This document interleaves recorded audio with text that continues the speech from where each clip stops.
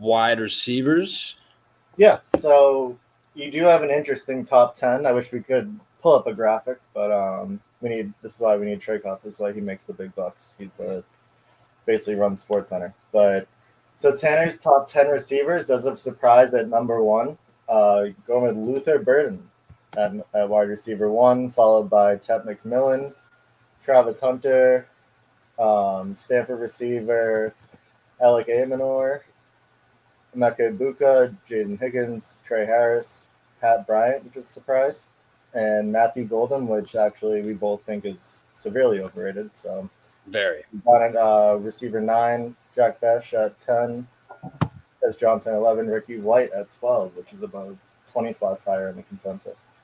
So why are you all in on Luther Burden at receiver 1? It seems like right now he's probably, I think he's at consensus 3, I want to say. Let me see. No, he's actually right now at 4 on Fantasy Pros.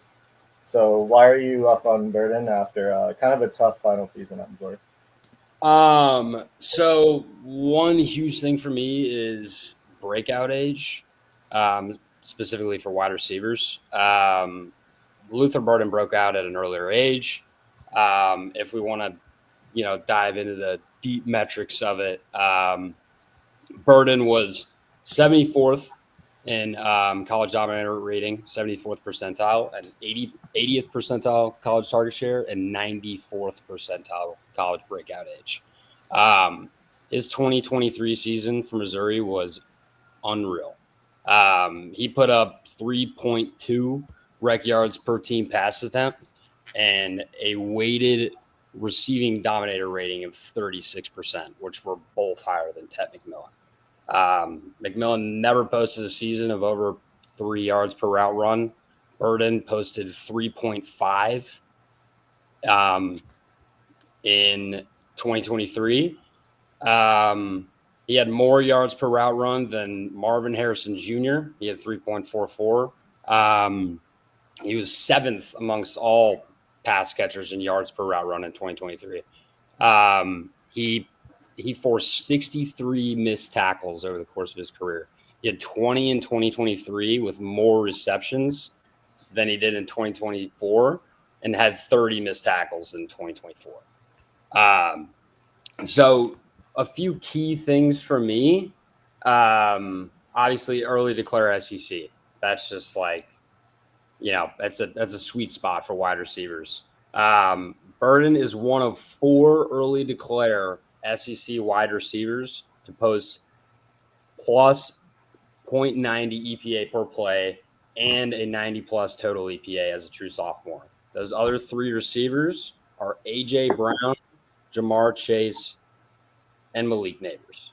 Decent company. Very decent company. So that was from Mr. W. Youssef on Twitter. So if we're talking like, it's really just that sweet spot of early declare SEC. Like he's one of 3 first-round picks from a P5 conference to post a 90-plus PFF receiving grade as a sophomore. His other 2 are Jamar Chase and Jackson Smith-Njigba. So both elite prospects. So I'm personally very, very high on Burden. I know a few others might have him as wide receiver 1. For the most part, McMillan is your wide receiver 1 pretty much everywhere, and likely your 102, 103 in rookie drafts. So McMillan actually had a 79th percentile breakout age. So he broke out a little bit later, but still just elite. Both very different players. Tet's obviously huge. Less separation. That's kind of the worry there. And the worry for Burden is he's a screen merchant. I was going to bring that up a little bit, that the upside is crazy with him. He's going to be an awesome after the catch. Like, are you worried, though, that he is considered a screen merchant? Maybe some quick slants, like they just try to get the ball in his hands. I mean, that offense probably wasn't the most complicated thing in the world. he is just so good with the ball in his hands. So another stat I saw was so all power. This is from Scott Barrett. So this is best career missed tackles forced per reception. All power conference wide receivers, minimum 175 career receptions. Second is Luther Burden, and third is Malik Neighbors. First is Elijah Badger, which is kind of like a sleeper. But yeah, Luther Burden and Malik Neighbors are up there. So what's another interesting thing I saw about Luther Burden?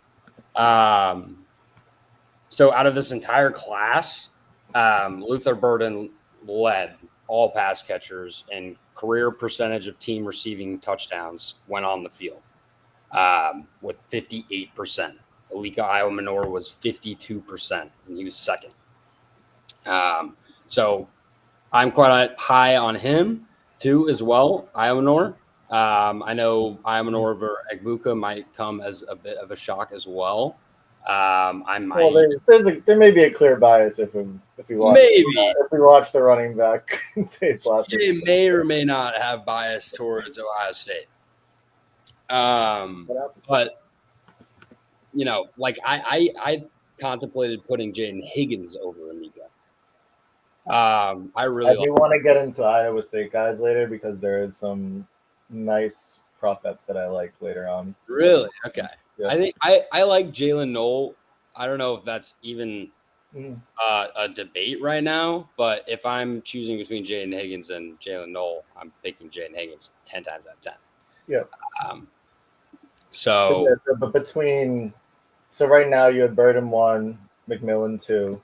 Does it bother you at all? Not bother you, but would it shy you away that he's plus 250 now to go in the first round? We kind of thought it'd be a late first round guy. It seems like he's almost a second round lock at this point. I mean, weird things happen. 250 is not completely canceling the thought of it, but correct. It's not dead whatsoever. I actually love the prop of Burden going in the first at plus 225.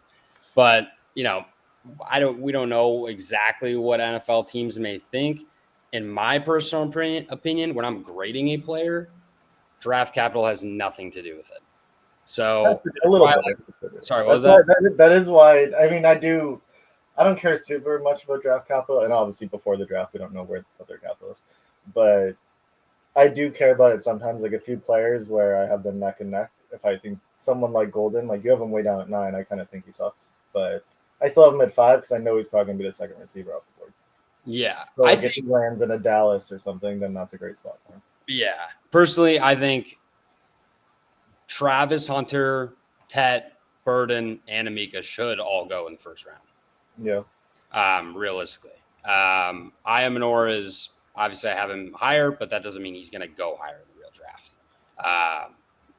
So, you know, like I said, when I'm grading these players, draft capital doesn't mean nothing. That's why I like to get these rankings out before the draft because I don't really want to tweak them too much after the draft unless they get a dream landing spot. So any other objections towards my rankings, CJay? No, I mean, going a year ago today, I had Burden number 1. Okay. Wide receiver 1. It's just that last season, I mean, it wasn't the best situation for Missouri. They definitely fell off after that Cotton Bowl win. Ohio State probably broke them. Truly an atrocious season. Yeah, a lot of hype, brought the quarterback back, and nothing was going on there. I think a lot to do with that, Burden's regression at least, has to do with the situation. Brady Cook wasn't bad in 2023. He had a PFF grade of 34th amongst QBs, but he went to 93rd in 2024. And Missouri went from 24th in passing grade in 2023 to 139th in 2024. Mm-hmm. So the offense as a whole was dead. I'm betting on 2023 Burden. I like that. Yeah, I mean, I have him at 3, but like I don't. It's like I can't really argue with 1 versus 3. Like I think, and honestly, McMillan's getting a lot of smoke recently. Like I listened to McShay a lot and like Daniel Jeremiah. They're not high on Tet at all. McShay actually has him as prospect 50 overall, which is interesting. Yeah, I think he has him at receiver 3 or 4 at prospect 50. I know Trey Harris is another guy that's just been polarizing. Like, some people have him as their 1, some people have him as their 10. Noel is like that too, where he was like a nice sleeper 2 months ago, but now he's everyone's sleeper, and now he's receiver 6. Yeah. Also, the combine just pumps that draft stock too. Like, people saw Tet ran a 4.58, and his draft stock went down a little bit, which is good at his size. The guy's 6'5". That's an 80th percentile speed score. That's solid for his. And size. he actually he made a ton of plays after the catch. Like I think he's a little faster. And unlike someone we're going to talk about, like on tape, I think Tet's faster on tape compared to someone who we both hate, which is Matthew Golden. The guy runs a 4.29. Everyone fucking jizzes their pants. Literally. It's out of control.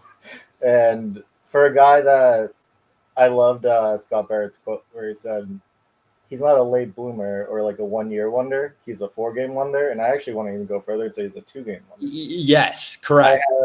I have a stat that against Georgia, he blew up against Georgia and then Arizona State in the playoff.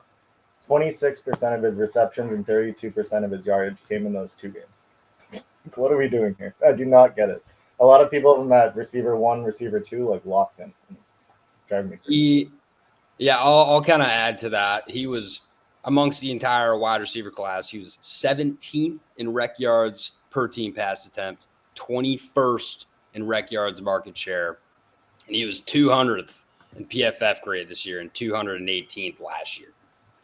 So I don't think Matthew Golden's anything special. He might be athletic freak, might be great on special teams or something. I don't see it personally. I have him in my top 10. He's going to get high draft capital. Yeah, it seems like him going to the Cowboys, if McMillan's off the table, that's where he may be going. Especially Jerry Jones, so lazy, like pandering to his Texas crowd. I could see Jerry Jones being like, we got to get this guy Matthew Golden. That, and then I also saw Barrett because Barrett's like the only guy that's really off of him, which I love. He's a huge fan of our show. Him and Nick are pretty close by each other's podcast a bunch. But he averaged this year 62 yards per game, which would be the lowest round 1 receiver mark in over a decade. Which just proves like he doesn't produce. He's not great like analytically. He doesn't produce. There's nothing good about him. I'm not gonna lie. I didn't have him on any of my boards before the combine. No, not a single one. Like there's a few others too that are like Andrew Armstrong. He's like 24. Not a bad sleeper. He was pretty good this year actually. Yeah, led the SEC in receiving. He was like 4th in PFF grade this year. He was absolutely solid. Matthew Golden is a walking fade. I agree. There's really nothing I wouldn't even consider drafting him, honestly. He has Buckburn all over him.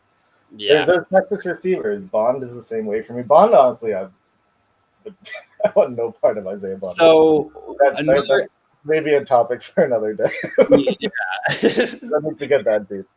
I know you are low on my boy Emeka Egbuka. Maybe not even low, I guess is the word, because I don't think you're that much lower on him. I feel like I'm right where everybody else is. Yeah. Egbuka's good. Obviously, he played with phenomenal competition throughout his career at Ohio State. But there's just a few guys that I like Jayden Higgins. He had a 93rd percentile college target share and a 76th percentile college dominator rating and a 71st percentile breakout edge. Emeka had a 73rd percentile college target share. Obviously, you're going to know it's lower because he played with better players. But he had a 46th percentile college dominator rating and a 67th percentile breakout edge. I think Ohio State receivers are just tough when it comes to that because he did still lead the team in receptions this year, and that's against Jeremiah Smith, who's could come out tomorrow and he'd be the number 3 overall pick. But I don't know. With him, he's not sexy. He's boring, kind of, which is weird because he was like number 1 consensus, number 1, number 2 in that. He was like 5-star out of high school. I think he was in Luther Burden's class. They were 1 and 2. Yeah, Burden was 1. Yeah, but yeah, he's not sexy. He's bigger, like 6'1", 205, I believe, than most like slot guys. Ohio State they didn't really use him vertically that much, but when they did, like there was that play against Oregon, which was beautiful. Like I think it was like a 40-yard shot play. There was that, and then there was another one, I believe maybe it was Texas, I forget, where he has shown the ability to go vertical. Ended up running pretty good time. I think like 4.47. I want to say. Yeah. Wait. Egbuka. Yeah. I think he ran a 4.5. 4.5. Which that's honestly with him, that's kind of fine with me because he just gets open. He's gonna. I know there's that lazy comp with Amon-Ra that everyone brings up. Yeah. Which I can see like size-wise. Amon-Ra. Yeah. Exactly. Which is just like the big boring slot until he got to the NFL. Jack Beckett, Puka Nacua. Exactly. But yeah, Emeka, he played big in big games against Michigan in 22-23. With CJay Stroud, he averaged, where was it? In 2022, he averaged about 90 yards a game in like a passing offense in Ryan Day's scheme. And then this year, when Chip Kelly took over, where it's going to be more balanced, more run heavy, he only averaged 63 yards this year. But he always produced, maybe not an elite level, but he did have that like kind of banged up year with McCord where it sucks anyway. But McCord actually was really good this year for Syracuse. He also threw I could do it an hour and a half in McCord. Yeah. But yeah, that offense is definitely tailored towards him. But no, I can see Egbuka being like a solid fantasy wide receiver too with like a 10-year career. Like just being an NFL starter, and he's gonna make you happy. Like being kind of boring, like the 12 to 15 points a game, like for sure. Something I found kind of interesting was that Egbuka ran a 4.5, obviously, but Jayden Higgins is 6'4", and he ran a 4.47. I like Higgins a lot. Higgins is kind of like freaky, a little bit. Go to I can't click it because I'm not logged in, but if you go to comments, hit our boy Tony D Love. Wait, where? Oh, comments. Yeah. Egbuka first wide receiver at plus 300. Book 1300. No, absolutely not. I would not advise anybody to put money on this prop. There are worse long shots, but Juan Pena said, "What are 3 running backs you guys think that are worthy at picking up in the first and second round for fantasy drafts?" Are we just talking about redraft or? We can just make up whatever we want. I assume it's. I would just rank the running backs. Probably Genty, Hampton, Caleb, Trevion, Henderson, Judkins. If we're just going redraft, I think it would obviously be Genty would be in the first round, and then I think he'll be right around like the 12-ish, like kind of like the Clyde Edwards-Helaire year, where he was going off between like pick 10 and 12, and then maybe Hampton if he goes to the Broncos, but that's probably it for the first or second round, and we go. Hampton's got a lot of hype too. He tested very well. So yeah. I know. I wish I dove into that running back class. But continuing on, back to the receivers, we do have Travis Hunter, where I believe we both have him at 4 overall. Let me see. I have him at 3. We have him at 3. I think it sucks because he would be receiver 1 if he was a full-time receiver. I'm kind of getting to the point though where in the beginning, like 2 months ago, it was he's cornerback 1, he's gonna be a corner first, play a little bit on offense. I think it's flipped. Where like I could see him playing full-time receiver with like a nickelback package. I think I've seen it a lot, or actually I haven't seen it that much, but wide receivers get paid more. Yeah. They have longer careers than corners. Mm-hmm. And with the teams that are at the top of the board, like say he goes to the Patriots or say he goes to, like all these guys are in dire need of a wide receiver. He's going to get snaps at wide receiver. It's just we need to hear it from the coach or him as to how much that is. So it seems like he's a lock for the Browns now. I think he's like minus 10,000 or something to go to.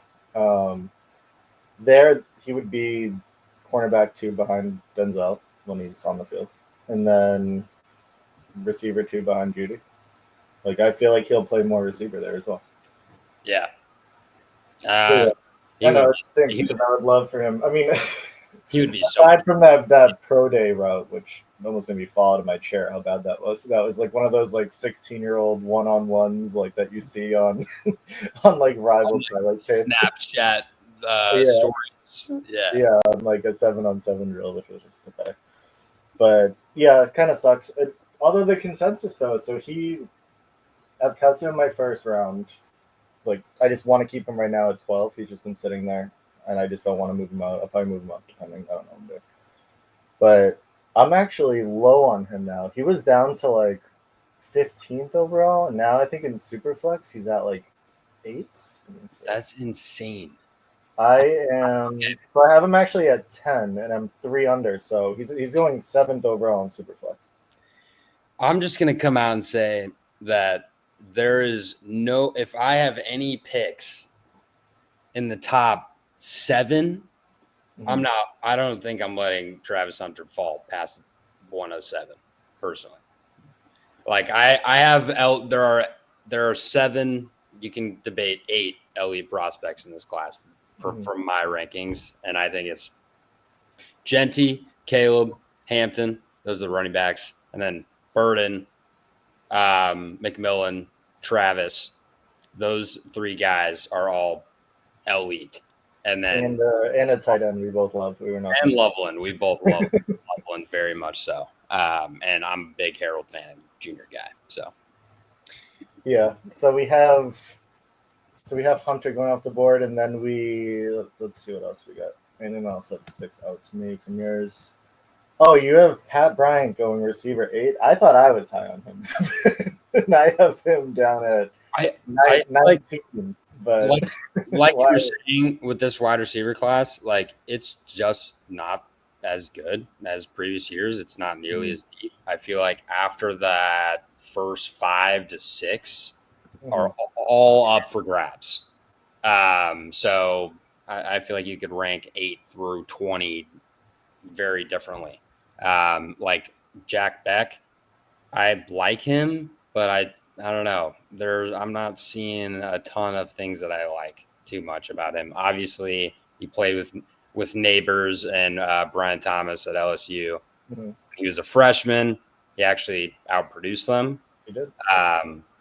So there's a few things about Jack Beck that I like, but Pat Bryant, he was 9th in receiving grade this past season, and that's amongst all P5 pass catchers. He also had a 90th percentile college dominator rating and 70th percentile college target share. He's 6'2", 200. He's 22 years old. So he's a pretty young guy. I liked what I saw at Syracuse from him. And obviously, we were both fading Matthew Golden. I don't really love Jack Beck, so that's my reasoning for putting Pat Bryant ahead of them. And Trey Harris is my wide receiver 7, and he's obviously had an unreal past 2 seasons, honestly, for Mississippi. Yeah, we're kind of in. I mean, here and there, like I have Harris at 6, you have him at 7. I have Higgins. You have Higgins at 6. I have him at 7, so we just have those flipped.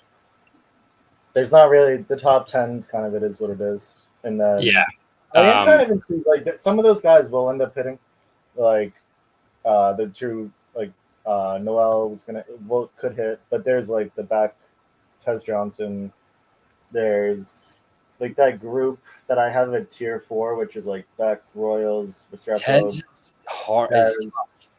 Tez grades so well in mostly everything that I do, except for like being an adult. Except the size of a being 150 pounds. Yeah, that's like that's like first percentile weight, like the lowest you can get for any NFL player. He could arguably play for like Pop Warner and still weigh in fine. So something that kind of sticks out to me, he's going to be like a late round guy, and I don't know though. He's Bo Nix take him in like the 4th or 5th. Like he like Bo Nix's family like adopted. I was gonna say they're stepbrothers or something. Well, like I don't know what you call that. He's like an honorary like family member of the Nixes. And they already have Troy Franklin. I could totally see him just reuniting the whole Mighty Ducks crew. He's a little like Hamler, but I could definitely see that. Kyle says Beck will be a landing spot guy for me. I kind of agree. Like draft capital is kind of going to be key actually for Jack Beck. I feel like. Dude, that thing I was telling earlier. Click the next one from that. Oh, Nick Nash. So I didn't notice this, but I saw a tweet that said like the oldest players on draft day. The guy's gonna be almost 26. I think he's like 25.8 or something nuts. Yeah, he's 25.7 years old. Dude, you seriously should have got a job like 3 years ago. What are we doing here? Yeah. I'm super, super low on Nash. And that was before I even know that he was an old man. I have him down at 26, which is 5 lower than these are. An old guy I have he's wide receiver 18 for me is Andrew Armstrong. Yeah. He's kind of an interesting sleeper. I have him at 35, but that's even still plus 10 against DCR. They have him at 45. So yeah. They're like plus 30 on him. He's probably going to go undrafted.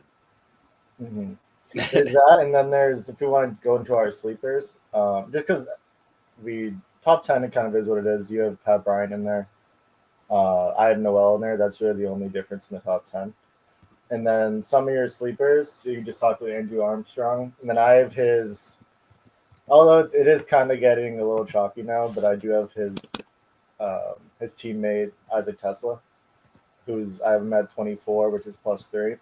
And he's just kind of, his production sucked. But, like, I'm just going off his measurables. Like, he's a crazy, crazy athlete. Like, jumps out of the gym. I think he's, like 6'3", 200-something pounds. He's a crazy, crazy white athlete. It's nuts. But he also has never produced. So, like, who knows? He just somehow take, like, a late dart throw in, like, round 4. Ooh, I have a very interesting sleeper. Dante Thornton Jr. In Tennessee. 6'5", 200. He's fast as hell too. I think if he was in the combine, he'd be like a 4. He ran pretty much the exact same speed Golden did at 6'5". Except it shows on tape. Golden has like never made a play in his life. Correct. He has an 100th percentile speed score. Like he's very, very good. Yeah. Or sorry, not very, very good. Very athletic.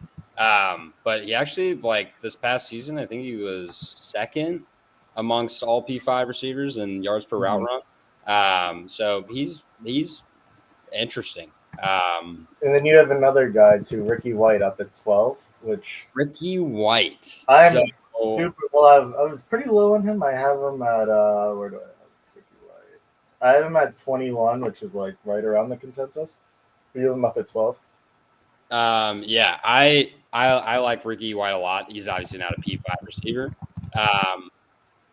But so just out of, we were talking dominator ratings, target shares, breakout edge. Ricky White is like, if we're talking those 3 metrics, like perfect. 96th percentile college dominator rating, 100th percentile college target share, and a 96th percentile breakout edge. I feel like I'm too low on him.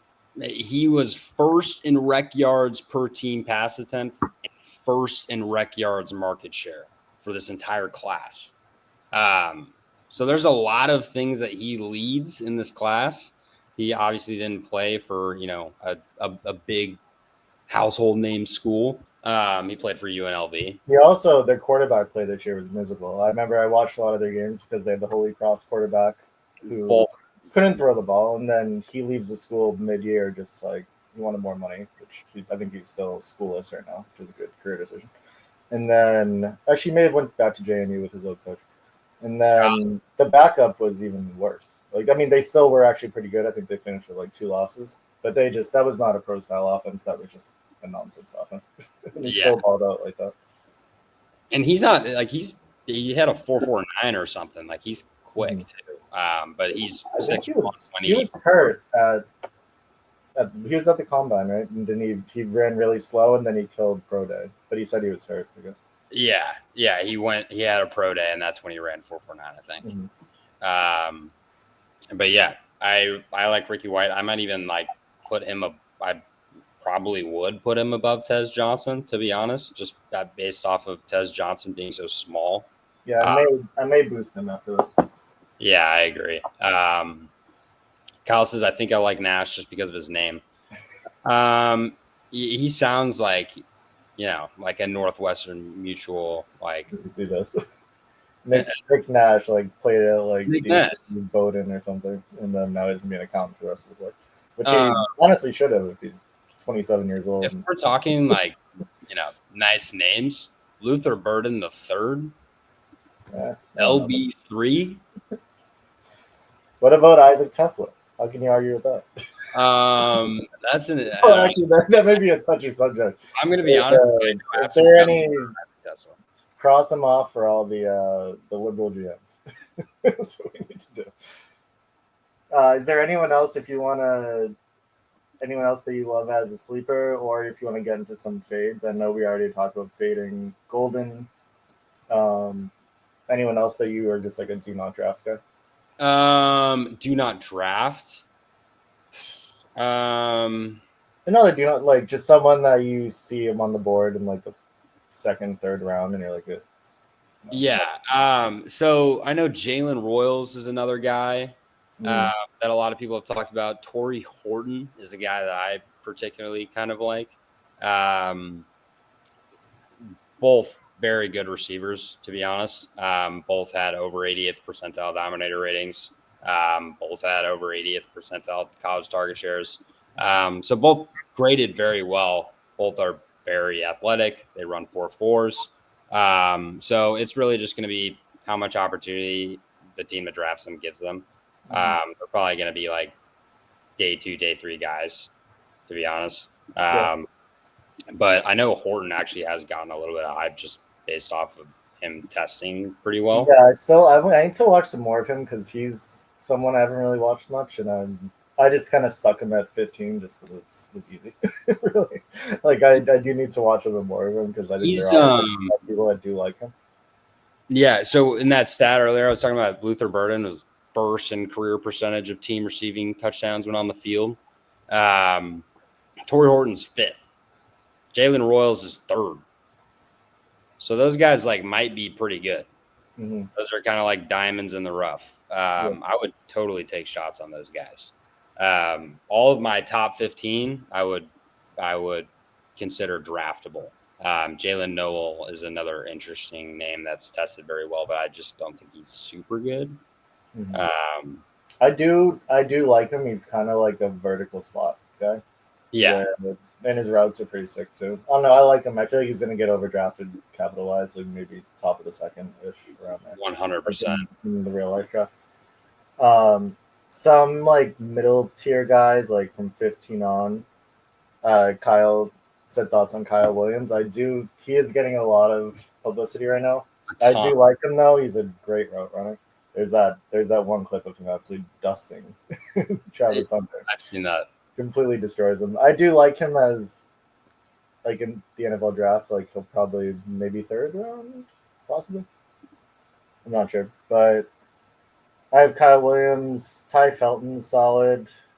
Shamir Dyke, I'm like plus 15 on.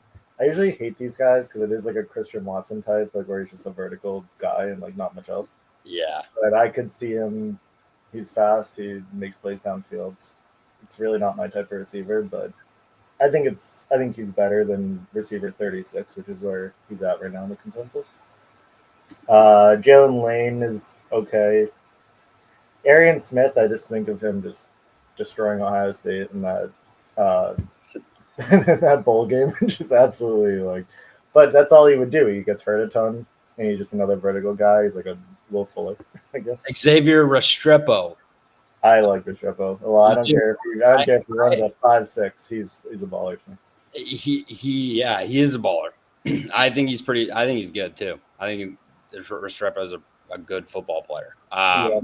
I don't think, and he's not as slow as that. Like he's just not.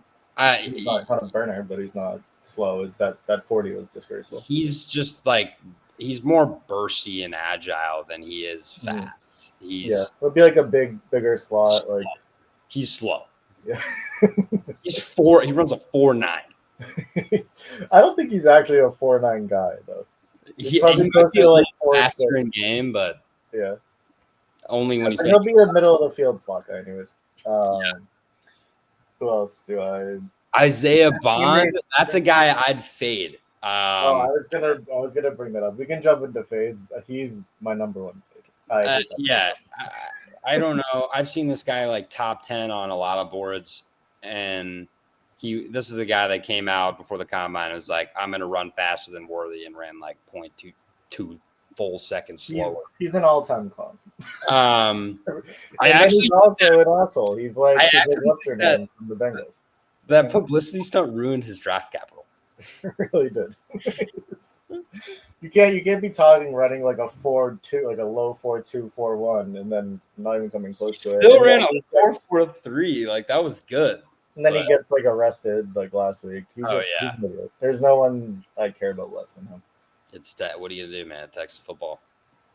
That's very true. Fade those Texas wide receivers. That's all. They don't develop it. Let me see. There's someone. Oh, Savion Williams. Miss me with him as well. That's like the typical like, oh, next Debo, like one of those guys. He reminds me of who's the guy that's like haunted fantasy players for 5 years.